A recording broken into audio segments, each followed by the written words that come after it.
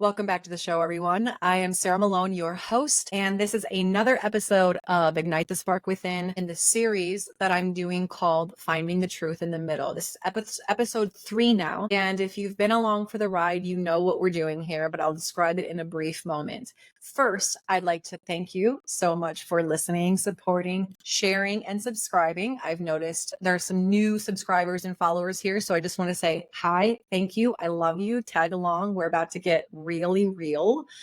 And please, if you are a brand new listener just hearing this for the first time, subscribe so you get notified about new episodes. Share this episode if it brings you value. And please feel free to comment your thoughts or ideas on future topics and discussions, particularly in this series called Finding the Truth in the Middle, because I want to know what big ideas or topics or things are we seeing in the spiritual or healing or mental health realm that is confusing or we want to know the truth about, because that's what this series is about. I began this new series on the show a few weeks back, and the whole goal is to take some of these bigger and misleading topics, in particularly the spiritual field and realm and mental health and healing and therapeutic realms, and help us to find the truth in the middle, because there are a lot of misleading and confusing ideas out there that are just skewed just a little bit. And if we could just understand really the core and the essence and the truth here, we can get back on track, find peace,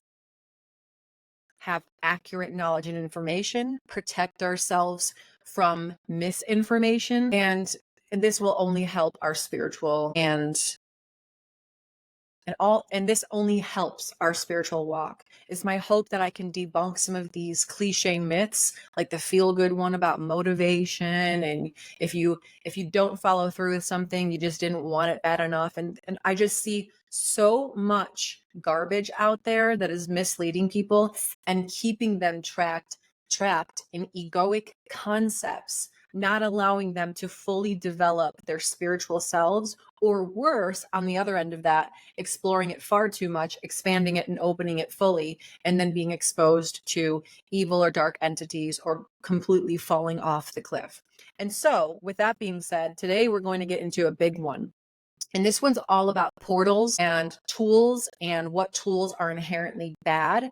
We have two ends of the spectrum when it comes to healing tools and modalities. And one is the religious side that says, they label things very quickly to say, oh, that's bad, that's not of God, it's evil, keep it away from me, right? We have a religious community that just sees sound bowls and they think that you're from the devil, or they see you doing meditation or breath work and they think that you're from a satanic cult. And then on the other end, we have New Age spirituality doing readings and channelings and tarot cards and psychedelics, and then they've escaped the real world that way, telling you that this is the way to healing and this is the way to God. And so what I'd like to do today is, and people are not going to like what I have to say, there is a very fine line here, again, with this truth in the middle. There's a line in the middle where we must find that protects us from opening portals, which we don't intend to open and don't know how to close, versus keeping us trapped or keeping us away from true healing modalities or extensions of them, or just things that may help us in our journey. Let me preface all of this to say that no tool is the one doing the healing. Okay.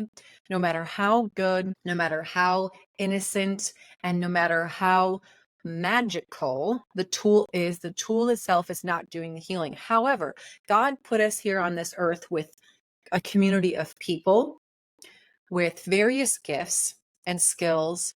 And he's also given us certain abilities or access to natural things within ourselves, breath being one of them, sound being another, and the earth being another. So there is legitimate proof and legitimacy to some of these tools that have been villainized by the religious community, and thus people experience religious trauma in various ways. But on the other side, we have to be very careful about the tools that we're using, how we're using them, who we're using them with, and what they're opening us up to. So let's dive in. First, I want to chunk this in two sections. First of all, there's a difference between a tool being used in a sinful and bad way versus a tool opening a spiritual portal. And I want to be very, very clear on that. That just because a tool or using a tool or how you're using a tool may not actually be right and may not be of God, which is still bad, it may not be opening portals. So don't get too scared here. I want to really make it clear which one is which, because there is a difference between doing something that is just a sin according to God and going against God, or in other words, putting something above God, right? Making something else your God, and opening portals. And so there is a difference between the two. So let's start with what makes a tool bad. Now, not all, most tools these days in the New Age spiritual community that I'm seeing are not inherently bad. There are a few that are themselves inherently bad because it's the nature of what they're created to do that is the bad thing itself. But the fact is that most tools themselves, in and of themselves, are not bad. It's how we're using them and with what intention. Let me explain. Things like tarot cards, readers, channelers, these types of things. These are tools that are actually inherently bad. Do they all open portals? No. Can they? Yes. These tools are inherently bad for the following reasons. And here's a checklist that you may want to run through if it qualifies as a sin. Okay. Here's how we know when a tool has crossed over into the category of being, not by the nature of it just simply existing, but by the nature of where we've placed it and what we're using it to do. Does it fit in one of these categories? Number one, are you seeking the tool before seeking God? Many people that I know in this community, in this age, run to tarot cards. I mean, they start their day with pulling a card or pulling a few tarot cards in order to give them an intention or give them some information about what's going on in their life, what's gonna go on in their life, and how to navigate relationships, how to navigate themselves, how to navigate their careers. I mean, they literally go here as a form of information on how to make decisions about their life, or even just to quote unquote set an intention for the day. And I gotta just say right now, if you need a card to tell you how to set your intention, you do not have a strong enough relationship with yourself, with what's going on in your life, or with God. That's just straight up the facts. That's straight up the facts.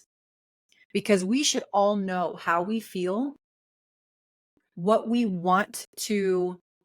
intend to or want to achieve, and how to go about our day and what's going on in our life in order to better create intentions. I mean, listen, I sit daily and weekly to set intentions for my week based on where I know I'm going and what I want to achieve, right? My intentions are to show up present, let go more. And this just comes down to, like, I'm not saying I'm better or worse than anybody, but I'm saying that when we consult a tool, and I'm just using tarot cards as an example, but when we consult a tool before we consult God and what's happening in our inner being with this relationship that we have with ourselves, it has crossed over into the category of being a sin.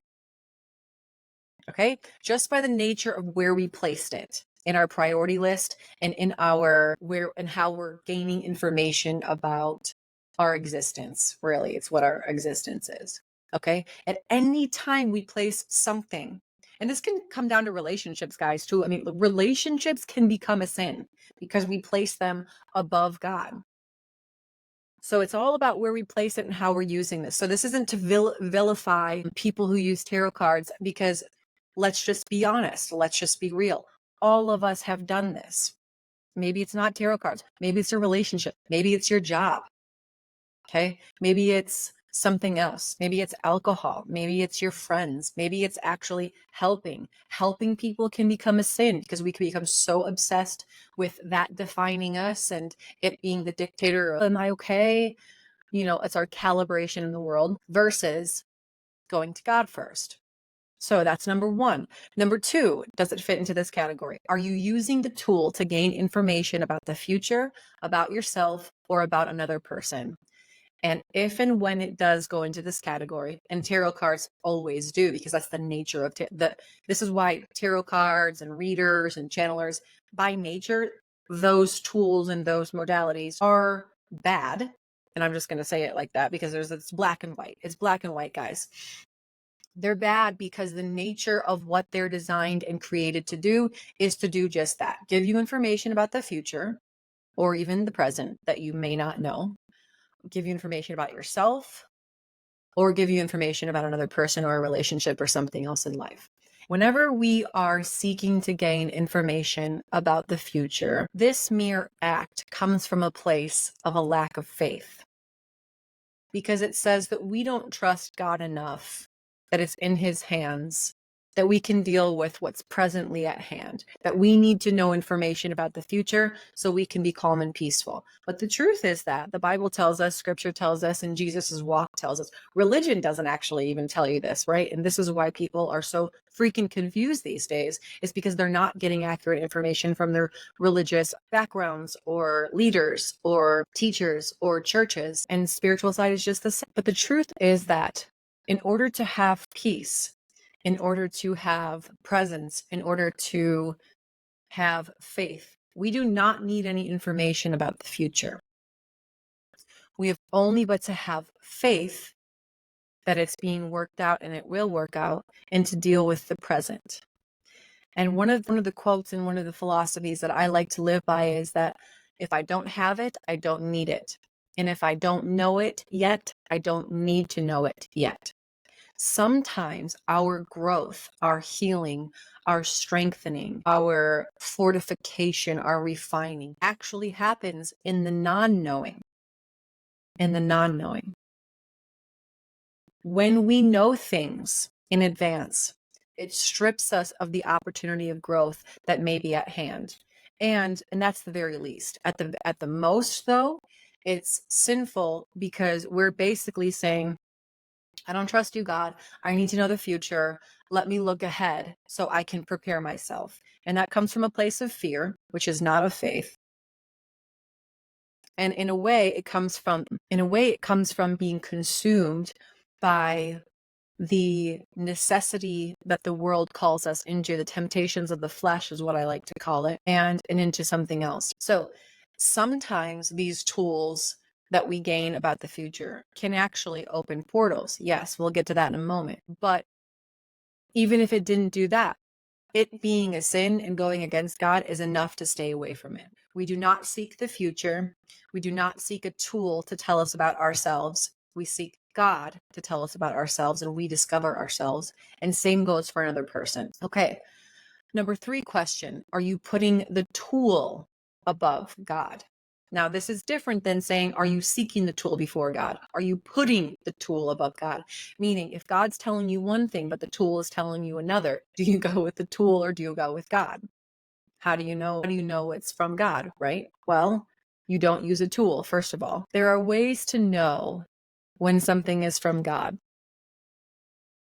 Some signs you can look for is it good? That's number 1. Is it good? Is it loving? And chances are God speaks very still and in a whisper, not loudly and blaringly like a lot of people tell you. So you've got to remain open, which means shutting down and limiting yourself from all of the different tools that you're using, modalities and readers and shamans and all of these things, because the more you enter into those places, the less you will be able to actually hear when God is speaking to you. So the last question that would help you decipher if this tool is a sin or not is, are you addicted to it? And when I say addicted to it, I don't mean, a lot of people are going to go on the defense and say, oh, I'm not addicted to it. Perfect. I'm good. I'm good then because I'm not addicted to it. Let's clarify that, right? The addiction has it become a ritual for you? Is it somewhere where you eagerly go to consult to when you're unsure about something? Or is it I know a lot of people who have dabbled in psychedelics. that say, well, it's a healing thing and it's from God and these types of things. And yet they're doing journeys like every weekend. So do you need it to escape? Do you need it to bring you calm? Do you need it to bring you into a state of peace and out of fear? You're addicted to it. You're addicted to it because true peace, number one, comes from God and your relationship. And it comes from, it's an internal state that you enter into, and it does not need an external piece of information or practice in order to get you there. Does that make sense? It's something that happens on the inside that you enter into rather than something happens outside. So now I'm peaceful. Okay, we cannot put the cart before the horse here. And that would be that. So I just want to list some tools that are hot topics and people are unsure about. And I'm speaking to both sides of the parties here, both religious people that have had questions or that have spent a lot of time bashing these things and had questions about these things, and the new age spiritual community that is, or the people who have lashed out against their religious trauma and gone all the way to the other side, because that's what I'm seeing a lot of too. I get it. I get it. There's a lot of religious trauma. It's something that I work with a lot with my clients and at my retreats. I get it. But going all the way to the other end of the spectrum is not good either. So the hope is to find the truth in the middle to help you, prevent you from making mistakes, and very harmful mistakes, very harmful, and saving you. Actually, sometimes when we're on this healing path in quotations, we go to seek these tools in hopes that they may heal us, and they end up doing more damage that now we have to heal from that too.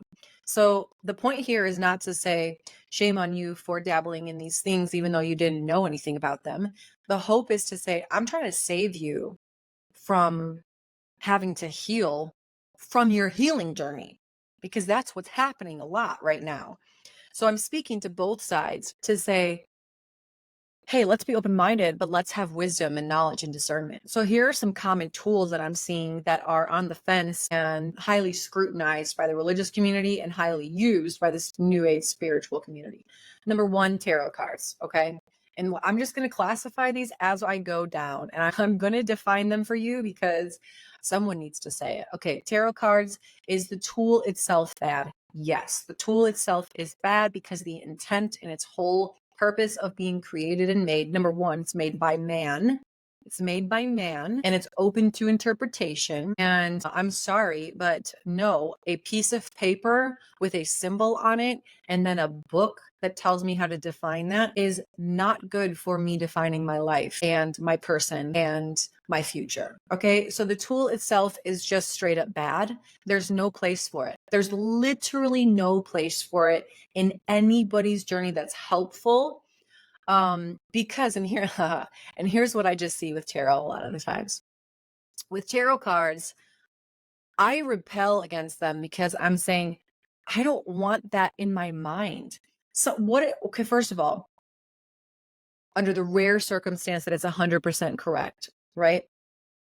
I still don't want that in my ether, because that's taking away the surprise, the mystery, the experience of it for me. Like if I know it's coming, then what, like I change how I act. And at worst, which is most of the time that the tarot cards are not accurate, now I'm subconsciously potentially moving in the direction that these tarot cards have told me to go, and I'm altering or dictating the path of my life based on those, and it may be incorrect.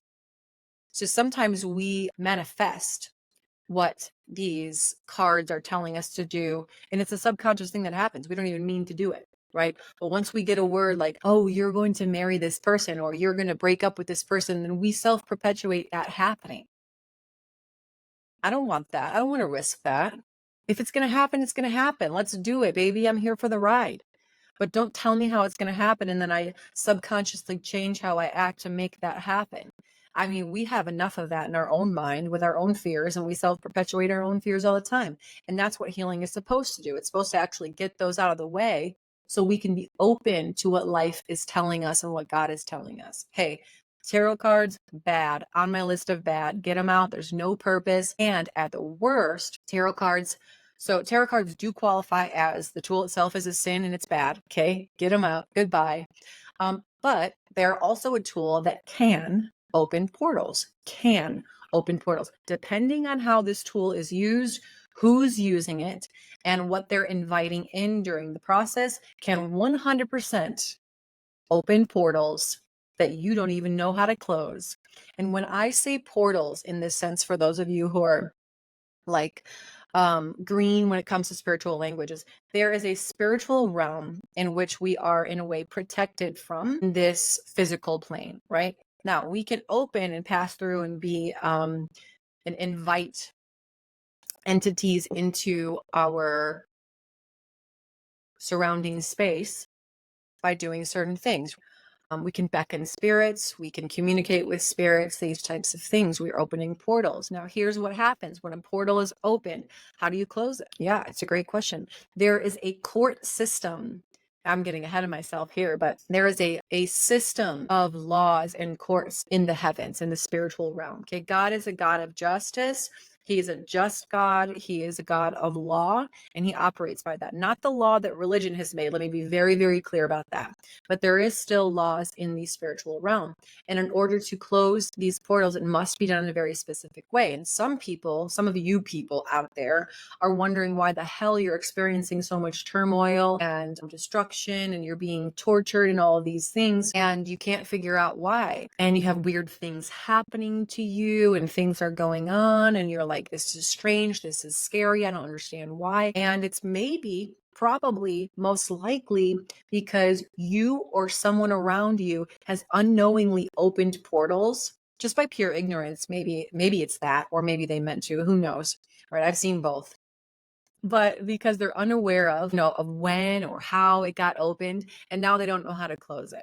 Right. And you got to close it a certain way because you got to follow the rules. You got to follow the law system. In some cases, you've got to use witchcraft to do it, in which case opens another portal, and it's murky. Okay. So depending on you can't just go into a tarot card reader and trust that they are working for your good and they're not going to be opening portals, because most of them, are not operating that way. They speak to angel guides, they call in other angelic beings and all this, that, and the other thing. And boom, portals are opened. You're around it. You're actually a part of it. You've opted in. You've signed that contract spiritually, subconsciously, these types of things. Now you're involved. Now you've got it around you, and you're wondering why the heck all these things are happening ever since you went to see this tarot card reader. And it's like, well, because they opened a portal and you were there. Okay? And I'm just saying that I don't trust any, unless they're doing it from an ignorantly innocent place, is not opening portals.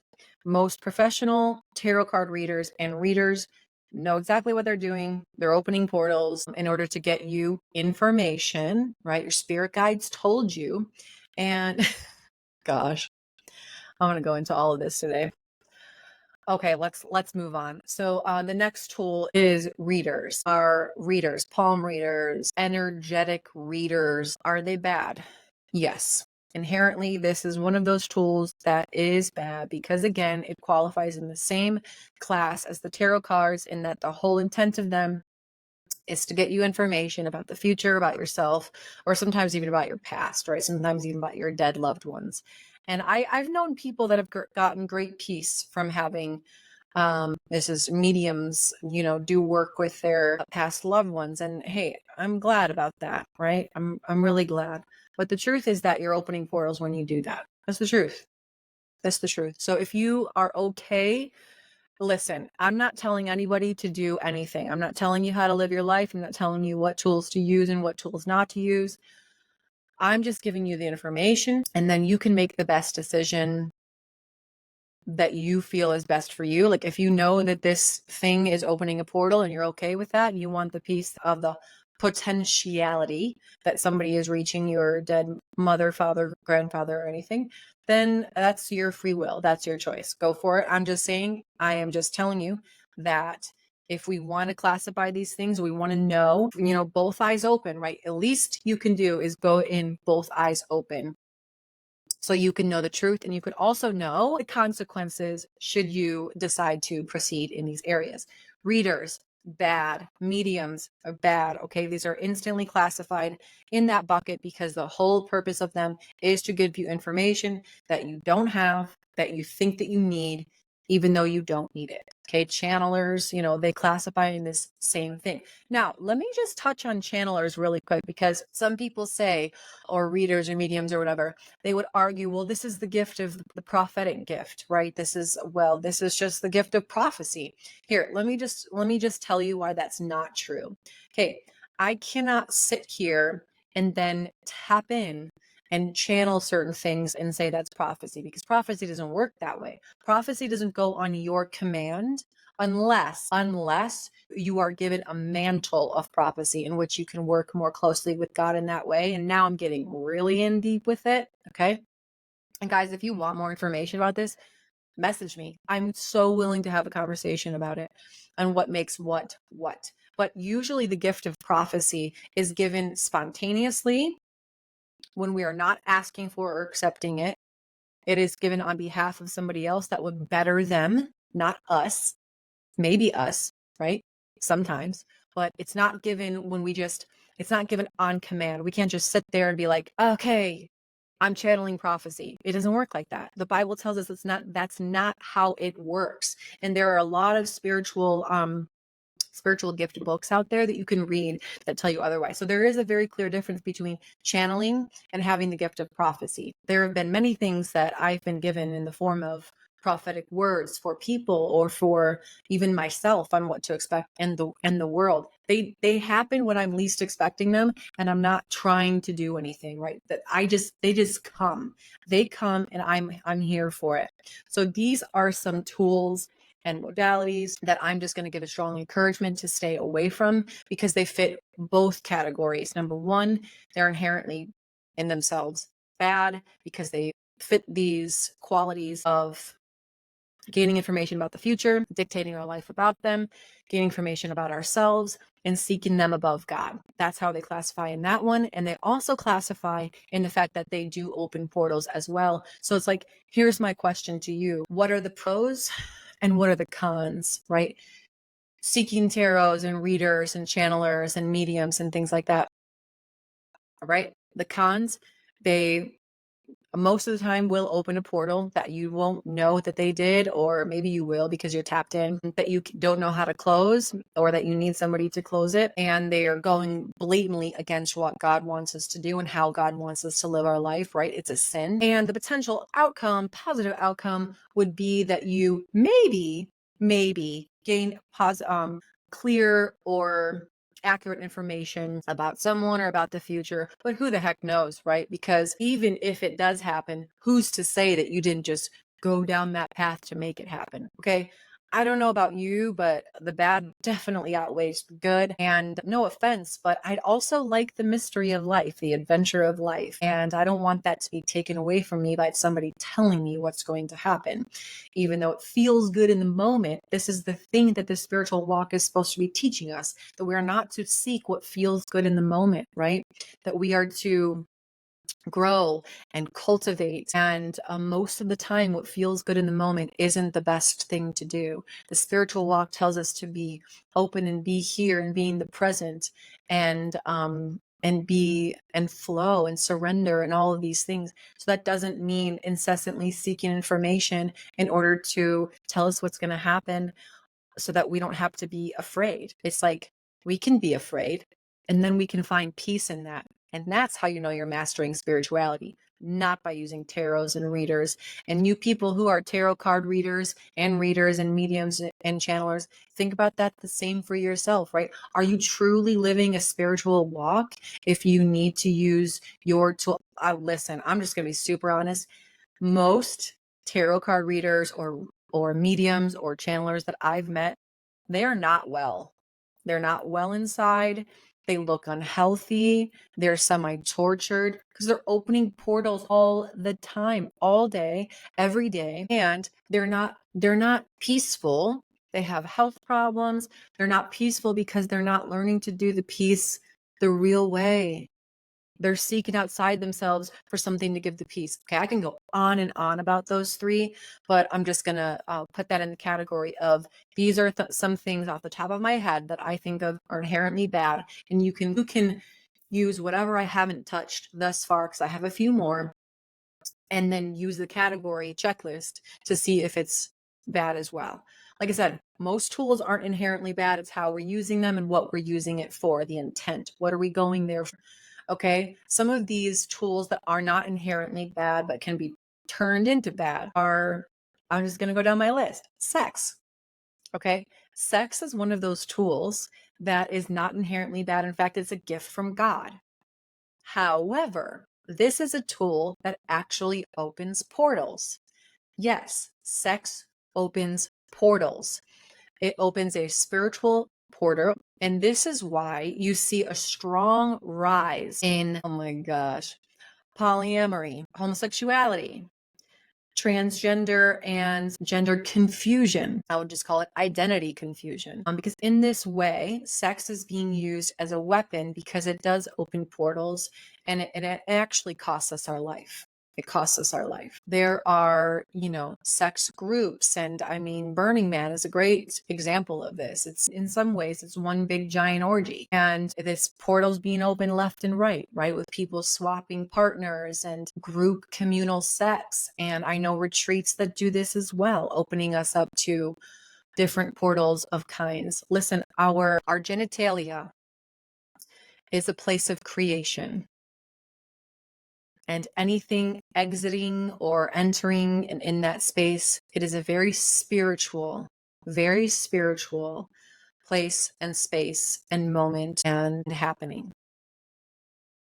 And in that small window, when we are intimate or somebody's entering us or you are entering somebody else, there are spiritual cords being created, and we are sharing in that together with whoever we're being with. This is not something to be toyed with. It's not something to dabble with. Promiscuity, multiple partners at the same time, sharing partners is very popular right now, and it is very, very dangerous. It's very dangerous. And it has become an addiction. It has become a sickness. It has become a massive evil movement.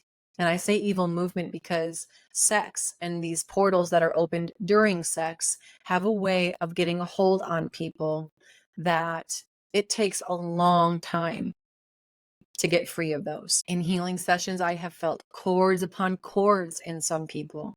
And sometimes you think that it's your stuff that you're dealing with, but you're really dealing with the cords of somebody else. And that's why choosing your partner is so important. And that is why God tells us to marry, right? And in that day, it was like marry is sleeping with, being in bed. Okay, you're married to that person. Okay. So some of you have multiple wives and multiple husbands.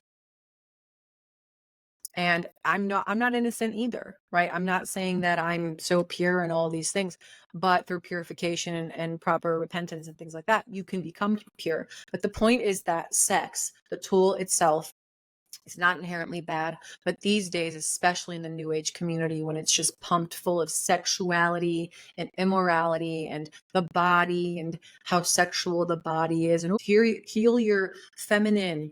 Heal your feminine with this sensuality course and sexuality. And what they're really telling you to do is hand your soul over to the devil, because that's what you'll be doing in most of these places. So yes, sex is good. It is inherently not bad, but it is a tool that can be bad if we seek this as an outlet or an addiction or whatever it may be. And it does and can open portals. Not all the time opening portals, but it can. There is a great portal that is open. It's called the portal of creation, when man and woman join out of pure love and create babies. There's a spark of life that happens upon conception, and that's a beautiful process. In another way, this isn't the topic of today, but this is why abortion is so wild, that we would so willingly promote abortion to kill off the life that was created when you decided to open a spiritual portal and do a creative creation act. Now, that's not the case all the time. There is rape and there's incest and these types of things, and we must discuss that because it's a real topic. But that's most of the time not the case, right? Okay, let's move on. Chanting. This is an interesting one, okay, because there is a lot of chanting in different religious cultures, in yogic practices sometimes, and in Native American cultures, a lot. The chanting is present in a lot of cultures. Now, this one is a little bit iffy. It's not so clear, but chanting can and will definitely, most definitely, open portals, okay, depending on what you're chanting. Most people don't know what they're chanting. This is a different language. Most people are chanting Sanskrit or some native language or some Indian language or whatever it may be. So most people actually don't even have an idea of what they're chanting. They just chant and it kind of feels good at first. And sound, right? Chanting is a sound. So sound does feel good. And there's certain ways that you can move your mouth and to create a reverberation that does feel good and it is healing, right? But here's the big is some of these chants are chanting deities and entities and gods with a lowercase g that you don't know that you are. So basically what you're doing is you're beckoning in and calling in different gods and different entities. And that's why it can open portals, right? Because you're actually calling it in. Then you put yourself in a group with people who are all doing that. Boom. There you go. You've got portals opening. So, but chanting in a way, making sounds like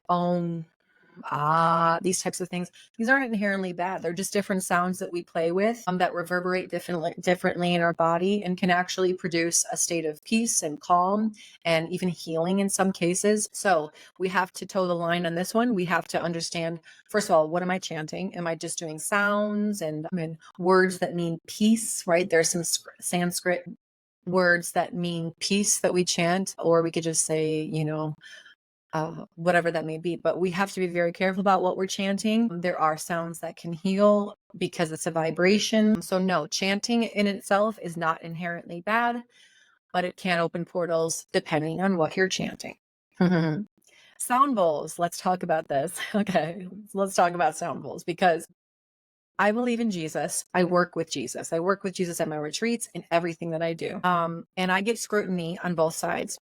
Number one, I get scrutiny on the New Age spirituality side when I bring up the fact that I work with Jesus, and they don't like that. It's a very triggering word, triggering name. And I also get scrutiny on the religious side that says, well, you shouldn't be using sound bowls. You must be from the devil. I thought that you were a believer and all of these types of things.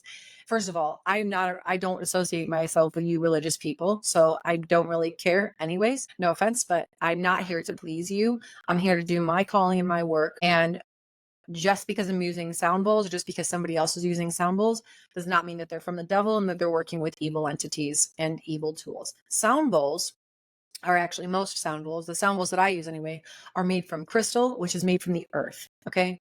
And it is literally scientifically proven that certain stones, certain metals, certain earths carry a different frequency, a vibration that actually communicates with our DNA. Okay, this is real. This is real. There is scientific proof of this. So the tool itself of sound bowls and of some of the Himalayan bowls or the metal bowls, right, Tibetan sound bowls and things like that, the tool itself is not bad. The tool itself is actually very powerful. It's very good. However, again, just like with most things, depending on who's using them, what you're calling in, and who's channeling what during that time, they can open portals, right? They can open portals because it's a vibration that goes up and out into the ether and around you. And I mean, even there's it's said, you can look this up, Stonehenge, the national monument, the attraction of Stonehenge.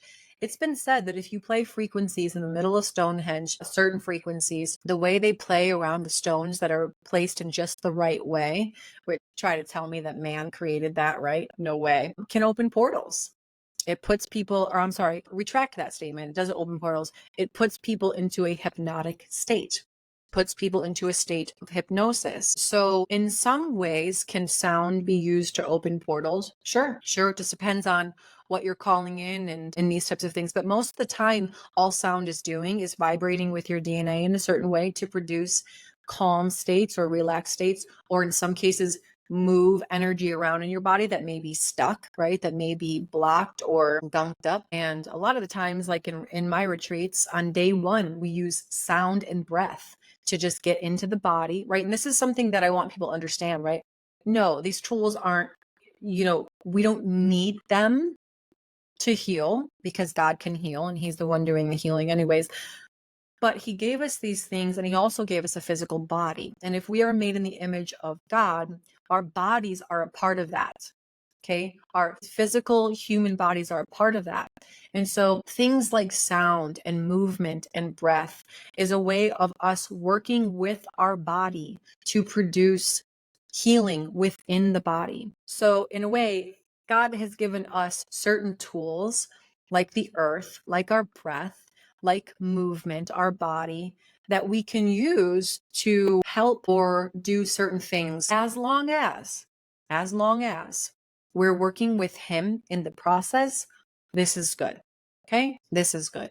Now, here's the thing. These sound bowls and breath work and types of things, they'll still actually do something good, even if somebody is not working with God, but they're just not working with anything else, right? A lot of people are just ignorantly innocent in the way that they're just exploring all of these things. And they're like, oh, that actually works, So there is truth to be told about that. So sound bowls, the tool, not inherently bad, can be used to open portals if the person who's working with them is opening the portal, right? It's not the sound bowl that's opening the portal. I want to be very clear about that. It's the person using them who is opening the portal. So it's not the tool that's bad here. It's the practitioner or the person or you with the intent. And the same with breathwork, which is the next on my list. Breathwork has been another tool scrutinized by religious people, and people who just don't know, right? People who are just ignorant. Some of the time, strictly ignorant, and some of the time ignorantly innocent. Breath work is another tool that God has given us. He gave us our breath, and a lot of the ways he talks about breath in the Bible. Yahweh actually was originally without the vowels. It was IWH. Yahweh. It was the sound of breath back then, right? It's Yahweh. So breath. So God lives breathes in the breath of life. And so the tool itself with breath work is not itself bad. This can produce altered states of consciousness that may or may not open portals, right? Does not all the time have to mean that. But breath work, there are so many types of breath work, and it can literally regulate your nervous system.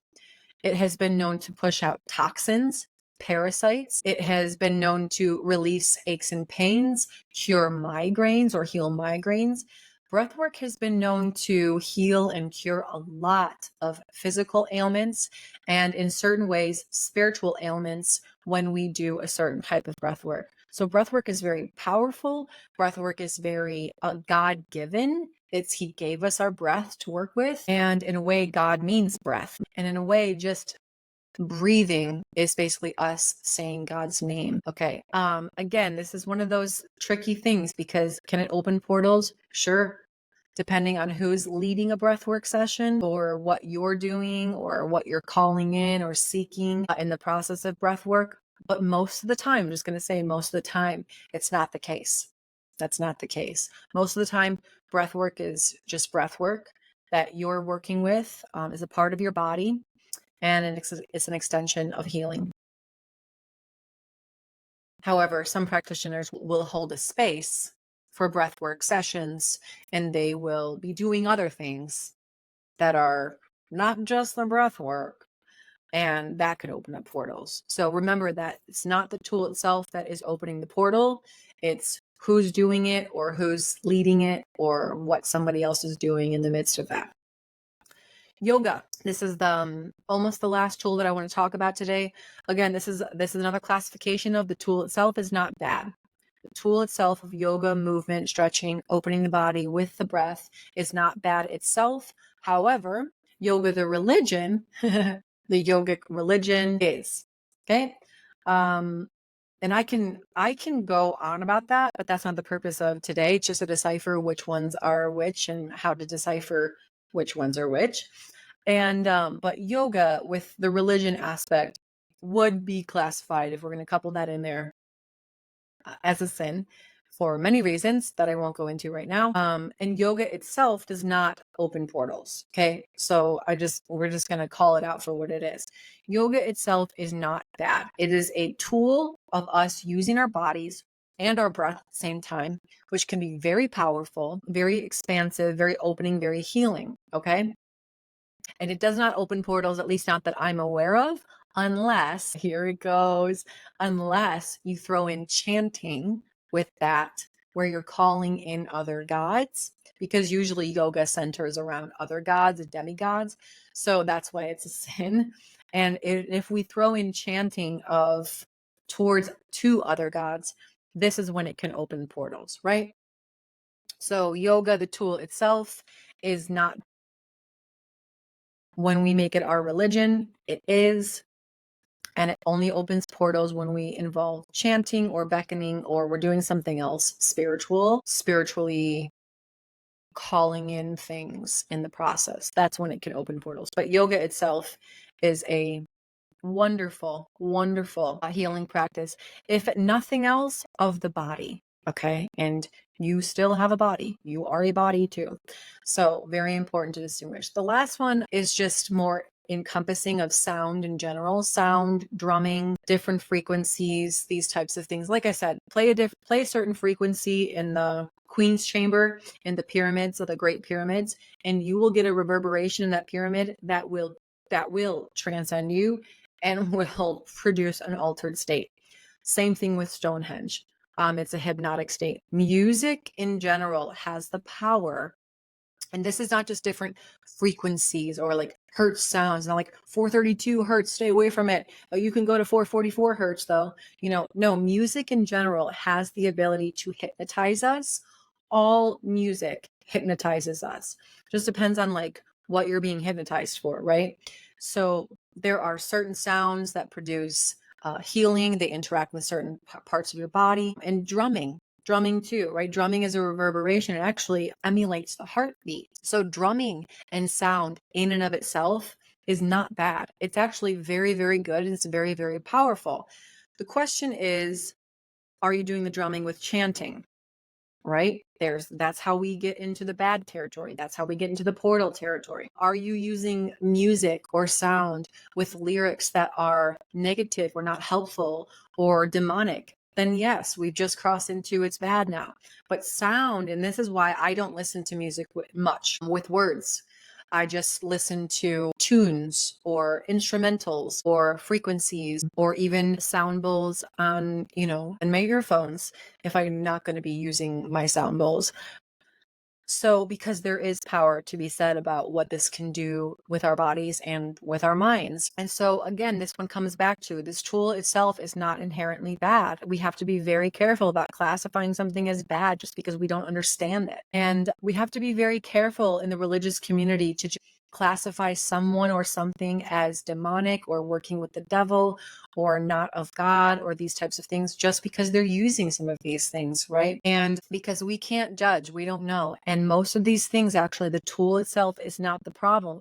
It's just that they've been associated with, over time, problematic religions or problematic practices or problematic communities or companies or movements or situations.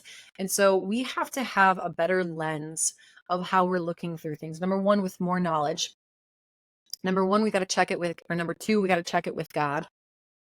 And number three, we have to be open to say, just because something's been associated, like, listen, just because a certain race has been associated with crime and death and destruction, that doesn't mean I'm going to look every time I see a Black person or a Mexican person or a such and such a person on the streets, I'm going to be like death and destruction or crime or whatever that may be. That's not fair.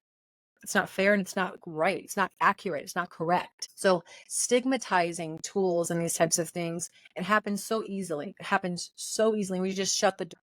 We shut the door on some of these things that could be actually helpful. And we open the door then because that side is so restrictive, right? The religious side has become so restrictive that people have wanted to break out of the system itself. And breaking out of the system that protects us is not helpful either. right? We have to understand God as an essence and as who he is rather than a religious structure, or over here, totally opposite. Everything is spiritual. Oh, God is both dark and light and all of these things. And it's like, no, no, now you've gone too far to the other side. And I do not condone that. And in fact, I rebuke that. And so it's very important for us to have a conversation like this, because there are, in fact, certain tools that are just straight up inherently bad, right?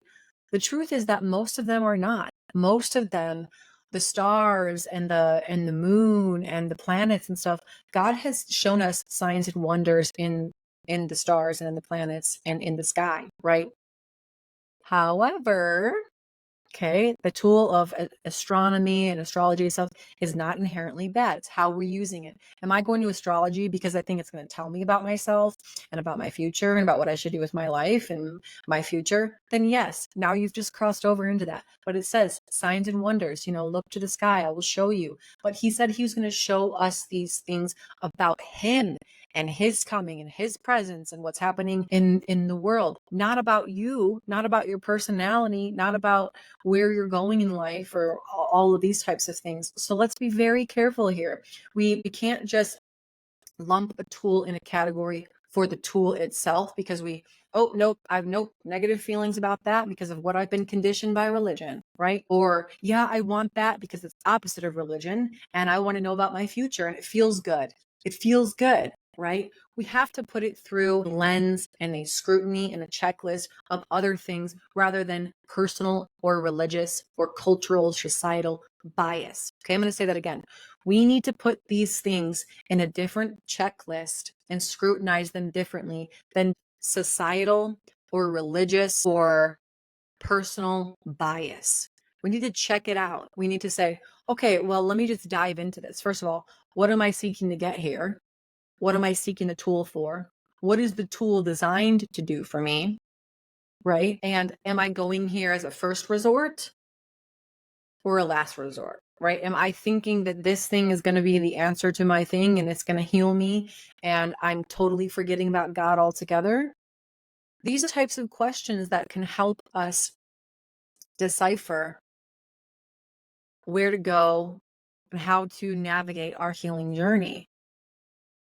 And if it's a part of, right, like for instance, in my retreats, like sound bowls and the breath work, it's one part of the entire retreat. And it's the first day because it helps get us into a very relaxed state. It uses the body first because we know that when we get tapped out, we usually become disassociated with our body. And it's important that we first start by getting back into with our body. That's the first step. Can you feel your own body? Can you feel what's happening in your body? And most people can't. And that's the truth of it, because they're too much outside themselves based on what has happened to them from their traumas. And that's the whole point of healing, is to get to that's what healing is. And so are we using the sound bowls and the breath work to heal yourself? Not really. We're using it as a stepping stone, gateway in through your body to the rest of you, which is where you can find God, by the way, because God says, I'm in you. So just because certain tools can open portals doesn't mean that they do. And just because certain tools have been associated with portals and negative, evil or other religions doesn't mean that they're inherently. It depends on who's using them, what is being called in when we're using them, and in whose name, of course, too. That's the major one. And I'm sorry, guys, but calling in your angel guides and your spirit guides, you're opening portals. Calling in your spirit guides and your angel guides and consulting with the angels and the spirits that are, whatever your spirit guides, your animal spirit, it's opening a portal. You are. And maybe you get some good information. Maybe you get some good things from it, but you're also getting bad. You're also getting the bad because you're opening yourself up to it. You're inviting those negative and dark entities into your ether. just by consulting with the good ones. So this was a longer one in this series of FTM, finding the truth in the middle, but it is so important because it's so important to debunk some of these myths of these religious people saying sound bowls are bad, yoga is bad, breath work is bad. These are just bad because of what I associate it with, right? Because I'm ignorant, basically. And then I assume the same about you. I assume that now because you use that or you doing that you're also dark, you're also working with evil entities, and oh, you're not of God. Oh, I'm going to pray for your soul and all these things. Number one, nobody made you judge. Number two, be a little bit more open and compassionate and understand the tool itself. I mean, I run it through a checklist too. Was this something that God had here for me? Right? Sound bowls, crystals, but metals, earth, stones, these types of things, they've been given by God. Breath, given by God. Movement, your body, given by God. Tarot, no, man created. Man created. And when it comes to mediums and channelers and these types of things, I have to consult with something else other than God in order to get this information. And therefore, I'm not talking to God, I'm talking to someone else. Okay, that's a fact. There to be a lot of people that don't like what I had to say in this episode. And I'm sorry. I'm sorry for that. But I'm also not sorry because somebody needed to say this. And more of us need to hear this, right? Because at the very least, if you continue to pursue with what you're doing, you can go in with both eyes open and know that you're choosing that. That is your free will, and you have the option to do that. That is given to you. Nobody's trying to take that away from you. But you should know the consequences, and you should know what's right, what's wrong, what's good, what's bad, what's portal opening, what's keeping you safe, right? Because a lot of us are just blindly seeking for answers, seeking for healing, seeking for the secret, seeking to be saved from something and for something. And in that search, we stumble upon some very dangerous territory sometimes, especially with how much religious trauma we have come from and how anything that feels like religion is something that and anything that feels new or feels good to our flesh is something that we move towards. And this is the trick of the devil. That is exactly the aim in how the enemy works. And, I talk about Jesus, I talk about the enemy, I talk about spirituality. I don't associate with religion. I'm not religious. I work with Christ. I follow Christ. Point blank, period. And yes, that triggers some people, but my job is to help people navigate that very narrow gate, because narrow is the gate and few will enter. And this is why, because it's very confusing. One way is religion that restricts God and is very misleading. And that's a whole nother topic, right, of religion and the evil around religion, and New Age spirituality, which tells you that you are your own God, you can create and do all of these things. Both are wrong. The answer is in the middle. And that's what I'm here to do, is to help us navigate that fine line in the middle. I'm sure there are times when I misspeak. However, the concept of what I'm saying and the core of what I'm saying is truth. I know it because I received this information from God and I'm called to do this. This is what I'm here to do. Challenge me on it. I'm open for that. I'm ready for it. But if this resonates with you and it helps bring clarity and helps bring peace to some of the own intuitions that you've had about some of these tools, I'd love to hear it, because most of the time, guys, we know, right? We know when we're dabbling. We know when we're going outside of it. We know when something's not quite right. And sometimes it just takes one person. I just happen to be the person speaking to you right now. Help confirm that. So you can say, yeah, you know what? I knew there was something wrong with that, but I couldn't put my finger on it and I didn't really know why.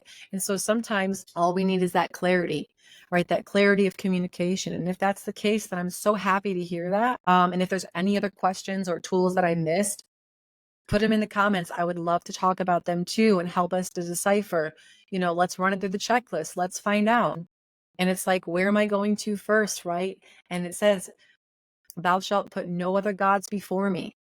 Okay, that means all things can become a god in our life: relationships, tools, thoughts, feelings, sex, tarot, communities. Where are we positioning it, right? I could talk about this on and on and on we go, but I think you understand the point.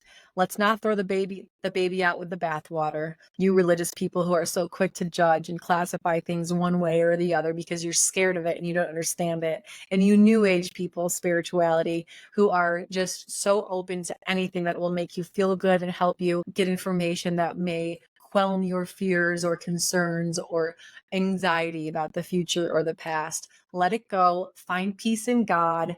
It's really very simple, guys. You will know if a tool is bad or not by following the checklist. What are you going there to get? Are you putting it before God? And if nothing else that you gain from today, you realized that healing is multifaceted, and God did give us certain things to help us in that process and to help and be with each other. That's not to say it's all bad. That's not to say it's all innocent either. So be careful, be open, ask questions. Don't just go in blindly. Always know who you're working with. I love you all. Until next time, please, if there's a topic that you want me to discuss on finding the truth in the middle so I can get raw and real about it, put it in the comments or email me. As always, thank you for listening. Please share this episode and please remember to subscribe so you are notified about future episodes. Sorry to get real with you guys, but that's the point of this podcast. That's the point of this series. Finding the truth in the middle, keeping it real with Sarah Spark Malone. Until next time, I will see you. Take care. I love you all. Be blessed.